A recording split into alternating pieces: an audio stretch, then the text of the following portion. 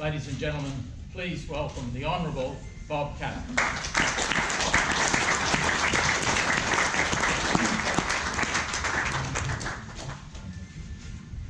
I really feel very sensitive about that, talking about following my father.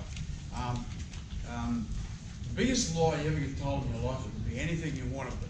That's the biggest lie in the world, because all I wanted to do was own our family clothing store, expanded in Mount Isa and Judy Creek, and I wanted to play football for North Queensland. I wanted to be Mayor of Cloncurry.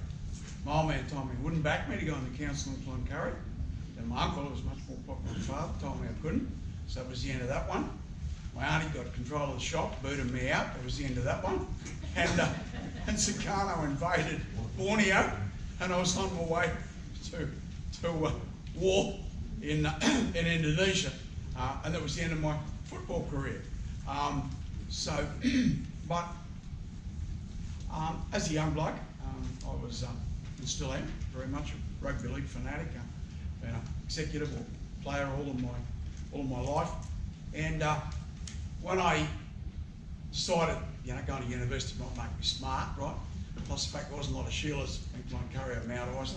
There were actually only 3 Sheilas. There were nearly 3,000 single men in the town, 3 rooms.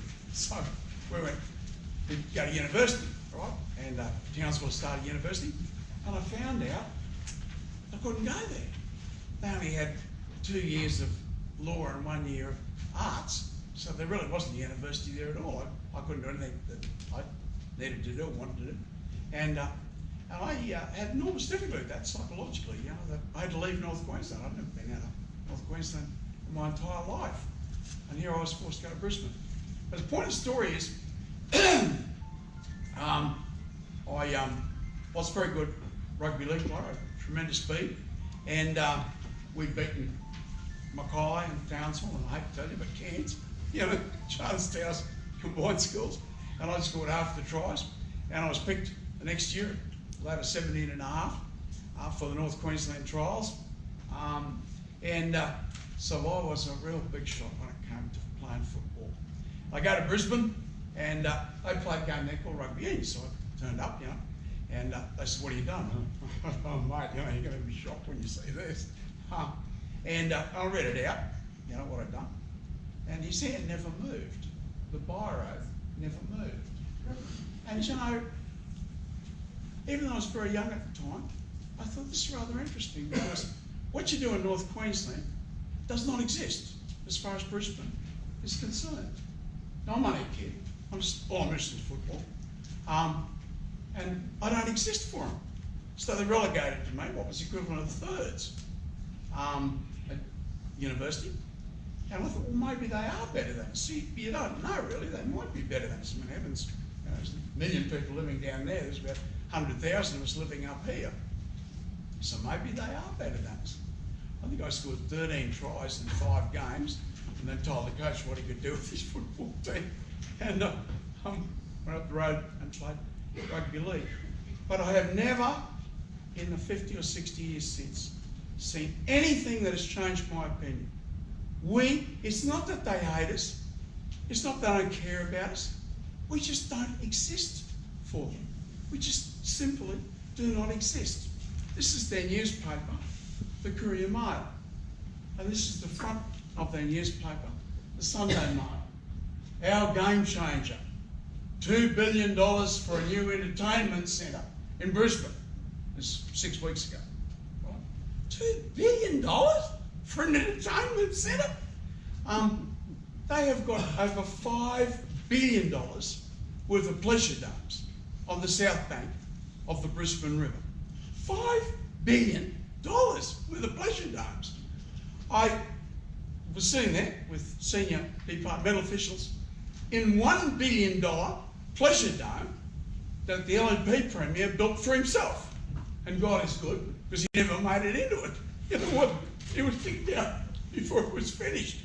But I'm sitting in a $1 billion building, probably the most beautiful building in Australia, looking out at $5 billion pleasure domes. The newly elected government, just elected, they're not running into election right now, is $2 billion for yet another pleasure dome on the Brisbane River. And 2 weeks later, the Courier Mail, state of bliss for fat cats. So all the top public servants, and there's about 100 of them in Brisbane, gave themselves a $1 billion a year wage rise. $1 billion a year.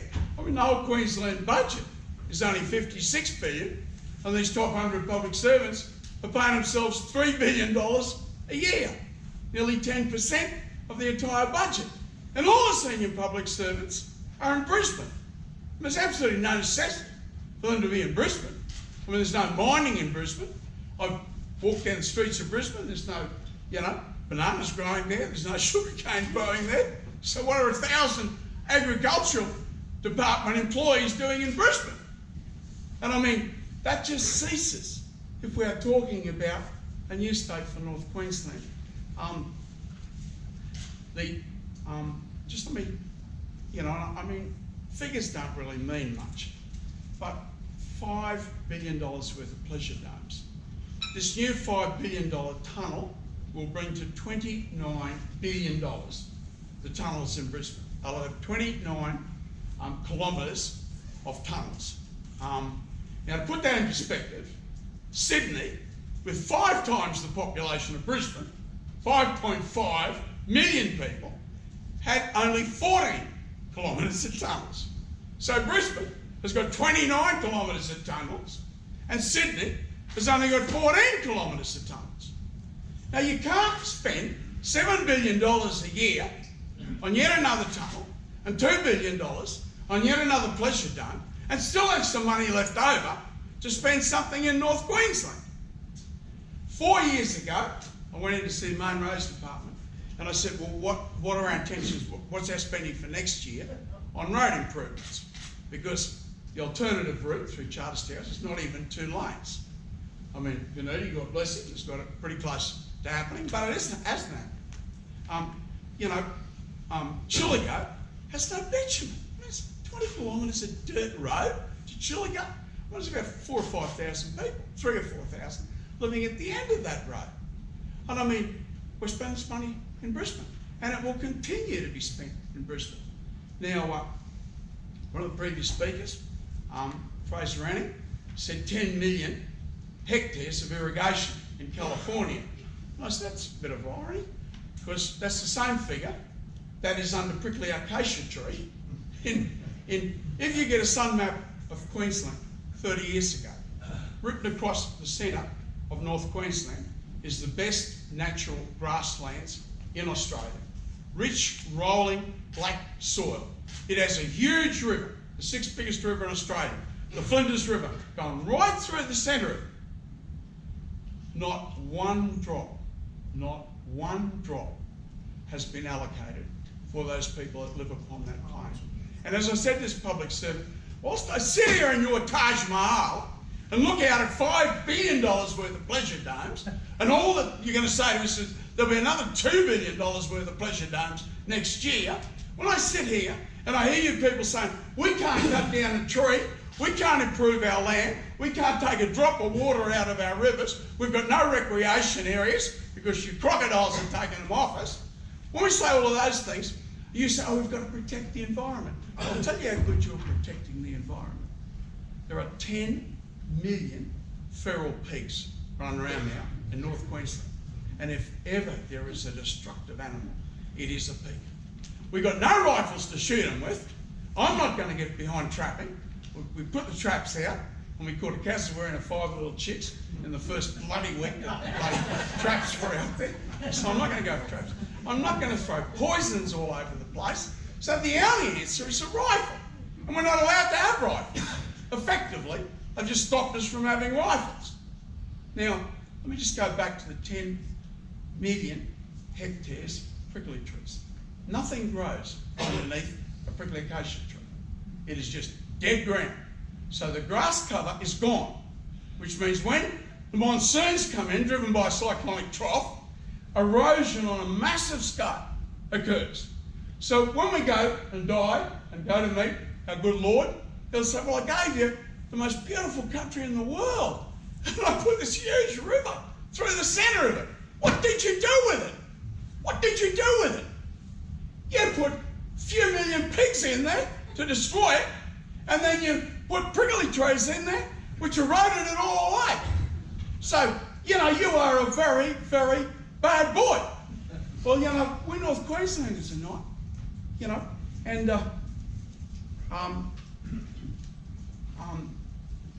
there's two famous men, and I think easily the two most famous men in Australian history, and it is a very, very sad fact of life that no one knows who Ted Theodore is. And if you think that I'm getting carried away with Ted Theodore, well, Malcolm Fraser, Prime Minister of Australia, was asked who his heroes were. He said the American Franklin Roosevelt and the Australian Edward Granville Theodore. Paul Keating was asked, Prime Minister, who his heroes were. He said J.T. Lamb and Ted Theodore. If you go into my office, there's a picture of Jack McEwen on the wall, famous leader of the Country Party, and Red Ted Theodore. Where does he come from? He comes from Chillagoe. And if you think it is impossible to achieve a new state for North Queensland, 1 in 30 of us that worked in the mines never came back up again. And you know, I represent Mount Mulligan. 72 human beings blown to pieces in the space of 2 minutes. My son worked at Mount Leasham, where 23 human beings were blown to death in the space of 2 minutes. We were treated like dogs and dirt. You know, in the cane fields, ironically enough, the same figure. 1 in 30 of us died of Wheels disease because the big corporate plantations wouldn't burn the cane. So we had to die because they had to sacrifice 2% of their gross income would have been sacrificed if they burnt the cane. So we didn't burn the cane. We cane cutters, and almost every cane farmer in North Queensland was a cane cutter. Granddad was a cane cutter. They weren't farmers, they were cane cutters. And this mighty man Theodore took all the corporate farms off them and handed it over to the cane cutters. And we loved him for it. He took all of the corporate pastoral corporations that owned all the land, the cattle station, well, sheep station, took it off them and gave it to stockmen and ringers. And he built all the sugar mills. And he built all the meat works. And he built all the dairy factories so that all of us could make a quid. He was the greatest man in Australian history. If he'd been listened to during the Depression, we'd have had no depression. And if you say, as Robbie Cato was emphasising, is this possible? Well, I mean, Red Ted came out of a mine where another 2 men had died. He said, that's it, fellas, we're forming a union now, and we're going to take over the running of the state, and then we're going to take over running this country. And they said, hey, Ted, you got a bicycle and a 5th grade education, and you live in a Chillagoe, and you're going to take over Queensland, are you? And they all laughed at him. Pretty aggressive sort of bloke. He bashed a number of them. They didn't laugh too much. Sort of took out you. Within 7 years, he was Premier of Queensland. Within 7 years, he'd taken over the state of Queensland. Within 15 years, he'd taken over Australia. He was acting Prime Minister, but he was really running the country. No question about it. Now, why did Theodore leave his seat here in North Queensland and go to Canberra? He said, because I want to develop the water resources of the North. If we are a separate country, North Queensland, we would be the wettest country on earth. Right? We've got no development of water resources whatsoever. And I've got enough money in Queensland to do it, so I'm going down there to take over, and we'll build the dams in North Queensland. And he wanted to build a railway line, same as Jock Peterson, from Bowen sort of area across to Western Australia. Because he said Australia should be joined across the north. I just want to come to smash for one moment. Because Jack McEwen, that other great man of Australian history, he ran Australia after the war. For 20 years after the war, McEwen ran this country. Menzies was Prime Minister. I don't want to denigrate Bob Menzies. You know, he fought the communists, and it was a good thing to do at the time. But it was McEwen that was running the country. No question about that. Every history book says that. Now, what Jack said, he said, I believe this great treasure, which is Australia, this great treasure will be taken off us if we do not occupy it. If we do not occupy it. Take off a little tiny 40 or 50 kilometre coastal belt, that line going across there, there is about 400,000 people living there. All of Australia's water is above that line. 70% of our mineral wealth is above that line. But there's no one living there. There's no one living there. Now let's come back to this, say, Northern Territory in Western Australia. That quarter of Australia, if you like, that area there, it has one port, one registered port, Darwin, which has been sold to the Chinese. Right? The port is gone. It has only one source of irrigation water, which is the Ord.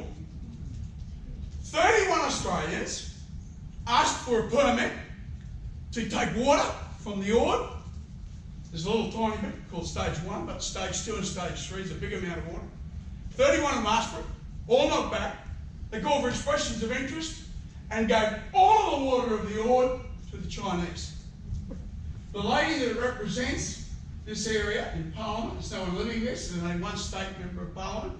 She's a Cairns girl, by the way, and I know her well. First Australian, but very smart lady, very good. And I rang her up on something else we were working on. I said, how much of your electorate is foreign owned? It's like the vast bulk of it's foreign owned.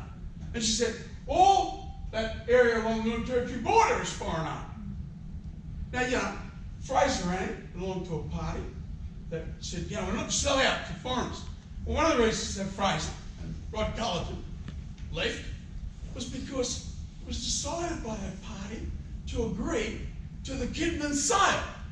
Well, you know, I don't want to say disparaging about the lady from Western Australia, but, you know, I'll just say that I believe Shanghai Credit owns Kidman's now. But it doesn't matter whether they own it or not. So the vast bulk of this land mass, is owned by foreigners. The only port is owned by foreigners. And the only water is owned by foreigners. In this case, they're all Chinese. Under China's free trade agreement, they can bring in as many people as they like to work their developments. The port is a development. I'm not going to go into technicalities. The Ord is a development. Those cattle stations are a development. So they can bring as many people as they like. The Chinese government has said, if you are a Chinese person living in a foreign country, you are a citizen of China. So if they bring 300,000 or 400,000 people in there, they have a majority of people living there, and these people, and the Chinese government, are Chinese, not Australians. And what are we going to do? Have a fight with China, are we? And you know, people didn't listen to Jack McEwen. They didn't develop Australia. Everyone only knows he put the beef road scheme in, which Fraser will tell you, sort of doubled our populations in these country areas. We'd have no population at all if it wasn't for the beef road scheme. And they got the dams up to the Burdekin, and we lost government in Queensland at the end of the Country Party. That was the end of the dams. Nothing happened after that. So ladies and gentlemen, you know, I passionately advocate, you know, as Fraser referred to, the Hell's Gate Dam at the back of Townsville. But you have infinitely more water than Hell's Gates. We're working now on a major dam at the top of the Mitchell and the North Johnston Transfer, and two major dams on the top of the Herb. But the Mitchell River is bigger than the Murray-Darling. It is the biggest river in Australia, and I doubt whether there's a single farm upon the whole river. And we asked for some water from it. Oh no, you can't have the water, but even if you could have the water, you're not allowed to clear any land. So we can never grow, we must just continue to die. And as Canudi over here, sitting next to Dick Meadow,